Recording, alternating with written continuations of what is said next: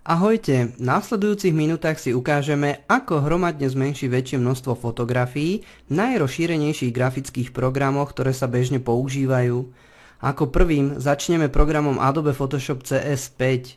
Aj keď je to špecialista pre osobitú úpravu každej fotografie individuálne, takisto zvládne hromadné zmenšenie väčšieho množstva fotografií.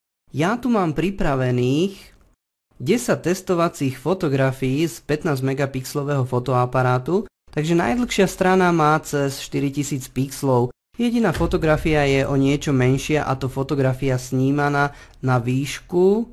Tá má cez 3000 pixlov, pretože bola zmenšená orezom z pôvodného originálu.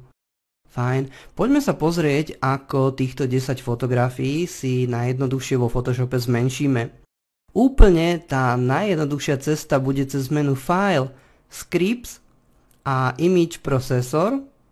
Dostaneme sa takýmto spôsobom do okna, v ktorom si môžeme realizovať nastavenia nášho hromadného zmenšenia fotografií. V prvom kroku si vyberám priečinok, v ktorom mám tie fotografie, ktoré chcem zmenšiť. Takže ja už mám vybratý priečinok Test, v poriadku.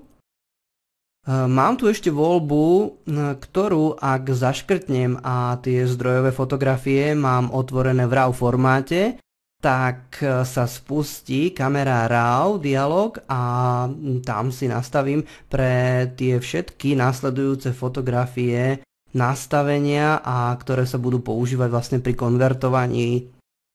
V druhom kroku si vyberám cieľ, vlastne kde sa fotografie budú ukladať. Ja mám zvolené ten istý priečinok, v ktorom mám aj zdrojové fotky.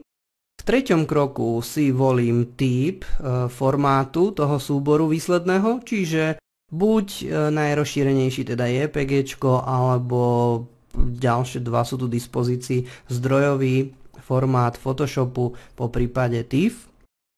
Samozrejme, môžem si nechať pôvodnú veľkosť, to znamená, ak nebudem mať zaškrtnuté túto voľbu Resize to Fit. No ale ak chcem fotografie zmenšiť, budem musieť túto voľbu zaškrtnúť a nastaviť si šírku 1000 pixlov, alebo teda akú chcem, aká mi vyhovuje. A výšku som nastavil na 800 pixlov, znamená to, v tomto prípade, že fotografia sa nastaví na šírku 1000 pixlov, pokiaľ nie je orientovaná na výšku. Ak bude orientovaná na výšku, tak bude fotografia mať tú stranu 800 pixlov. No a môžem nastaviť samozrejme výslednú kvalitu. Tu nastavujem číselný formát, je to dosť také pre začiatočníka zavaďajúce, respektíve nevie, akú veľkosť tam má nastaviť kvality, ale tí, čo používajú Photoshop dlhodobejšie, tak vedia, že maximálna kvalita pri ukladaní do JPG je 12, takže od 0 po 12 a 12 je maximálna hodnota, maximálna kvalita. Fajn. Nechám tretí krok nastavený takto. No a k štvrtému kroku ešte pri tom zmenšení môžem si spustiť ešte nejaký action script, po prípade môžem do každého toho obrázku vložiť si svoje copyright. No a samozrejme takisto môžem k nemu pripnúť aj ICC profil pre tlačiarne, ale v tomto prípade to nechám bez povšimnutia. V poriadku, a môžem teda spustiť samotnú konverziu. No všimnite si, že Photoshop to nedokáže robiť na pozadí, takže vždy otvára tie fotografie do pracovného prostredia, potom zmenší, uloží, zavrie a znova dokola. Je to dosť také. Ak máte viac tých fotografií, tak vám to tam bude dlhodobejšie blikať.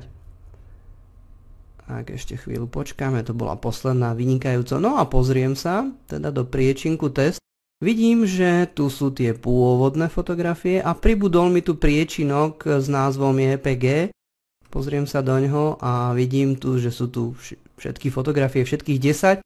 A pozrite sa, rozmery 1000x609. Čiže nastavil mi šírku najdlhšej strany, v tomto prípade na 1000 pixlov, a pozriem sa na tú moju fotografiu, ktorá bola na výšku, a tam je 800 pixlov. Výborne, ešte sa môžem pozrieť na kvalitu. No, mala by to byť tá najvyššia, v poriadku. Zavriem. Takže to bol Photoshop.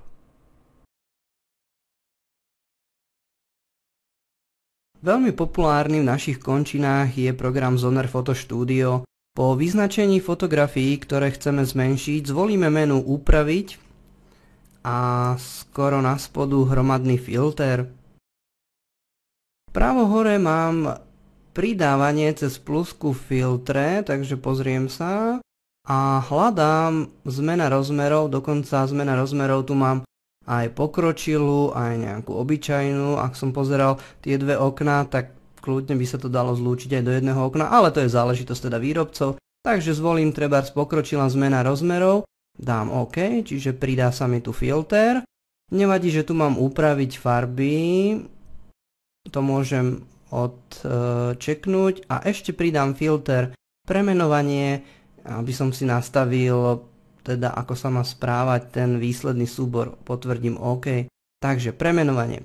Uložiť obrazok do toho istého priečinka, to je v poriadku a teraz premenuj mi súbor na meno súboru. V týchto točených zátvorkách bude zrejme originál meno súboru a ešte tam pridám resize, aby som si to vedel ľahšie identifikovať, ktoré boli zmenené. V poriadku. Vrátim sa na pokročilú zmenu rozmerov a vidím používateľská veľkosť 1024x768 na výšku. V poriadku, nechám tak a zvolím aplikovať na všetko. No a počkáme si teda na výsledok, čo to spraví s fotografiami. Ide to v celku svižne. No a tu máme vyznačené sú originál a resize. Sú súbory, tu vidím veľkosť 1024x624, to je v poriadku, keďže si držal proporcie. No a 768 výška bola pre fotografiu, ktorá je orientovaná portrétovo. Dobre, v poriadku. Vymažem všetky zmenšené fotografie, delete. Nejak som ich menej vymazal, ešte mi tu ostali. 1, 2, v poriadku.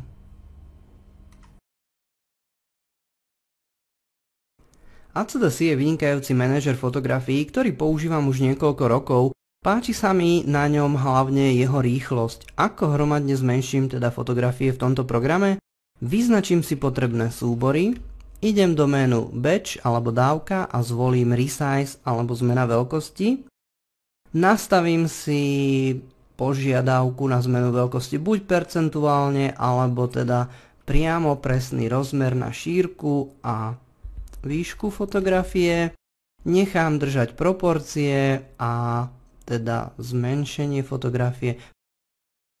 V menu Option si môžem ešte nastaviť chovanie výsledného súboru, čiže premenuje sa a umiestní sa v tom priečinku, kde mám aj originál a nakoniec aj kompresný pomer výsledného súboru 90 nechám zo 100 v poriadku, OK, OK a môžem spustiť konverziu alebo teda zmenšenie fotografií.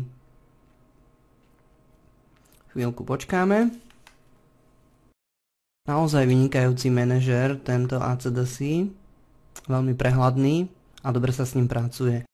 Konverzia už je dokončená a pozrime sa, čo sa stalo. Umiestnené fotografie výsledné v tom istom priečinku, tak ako som mal nastavené a fotografiu na výšku mi zmenil na 800 pixelov. Výborne. Môžem vymazať fotografie a hromadné zmenšenie s týmto programom je hotové a aj vymazané. Program Fastone patrí k tým, ktoré môžete mať celkom zadarmo. Umožňuje prezeranie fotografií, konvertovanie a editáciu.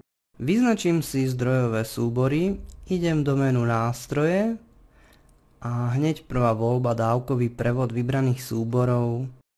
No, v nastaveniach sa musím troška viac preklikať, takže tu mám kartu so zdrojovými súbormi, tu mám kartu, ktorá mi ukazuje, alebo okno, ktoré mi ukazuje, aké súbory budú na výstupe.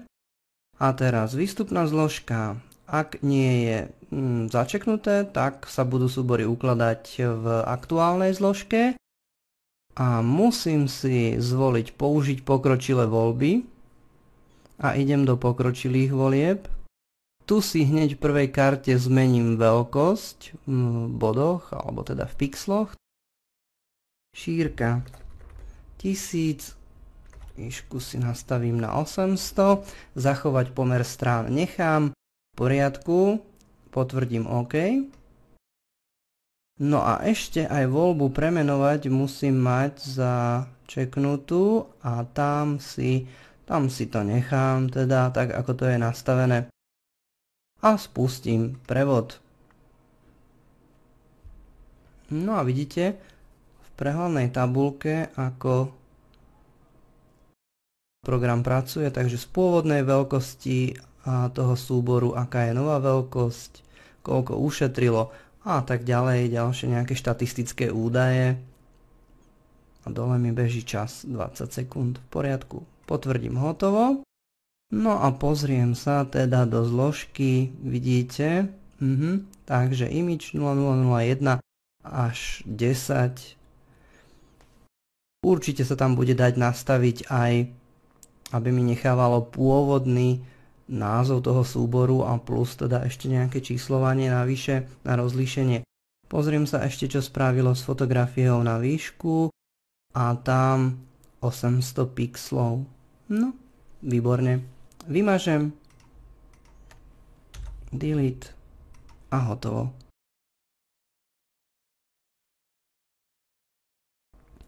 Xenoview je voľne dostupný manažer fotografií. Hromadné zmenšenie fotografií uskutočníme tak, že si vyznačíme fotografie, ktoré chceme zmenšiť, ideme do menu Nástroje, Hromadná konverzia. Okno, ktoré sa nám objaví, je troška na prvý pohľad neprehľadné, ale pre nás je dôležité, aby sme si zvolili, ako sa bude chovať výsledný súbor, čiže má sa premenovať. Pozor, nie prepísať, lebo by sme stratili originál.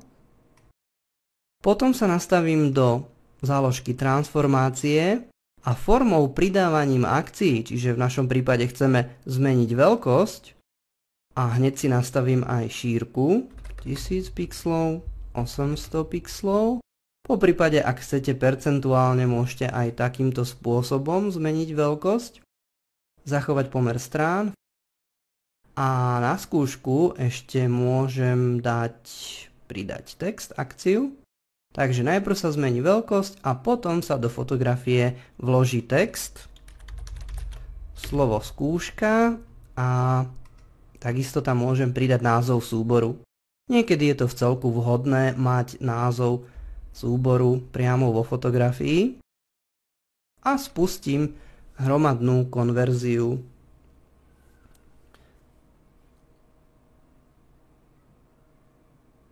Tak, už len pár sekúnd do konca zostáva a skočilo mi to zo 7 na 14 sekúnd.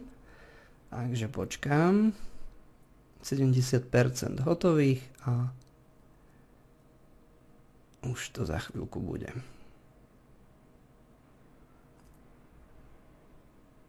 Vynikajúco, pozriem, čo program spravil.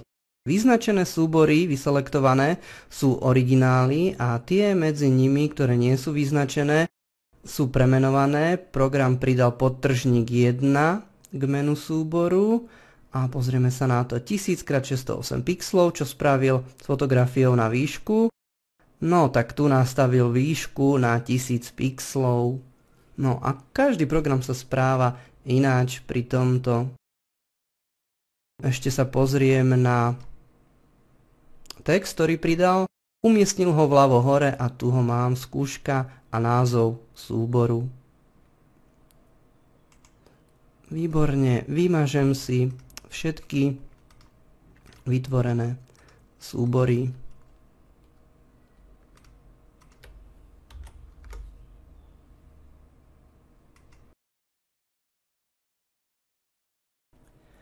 Posledný programček, ktorý tu mám na ukážku a ktorý umožňuje hromadné zmenšenie fotografií, je JPEG Resampler 2010 a pochádza z klávesnice českého programátora Dávida Maceka.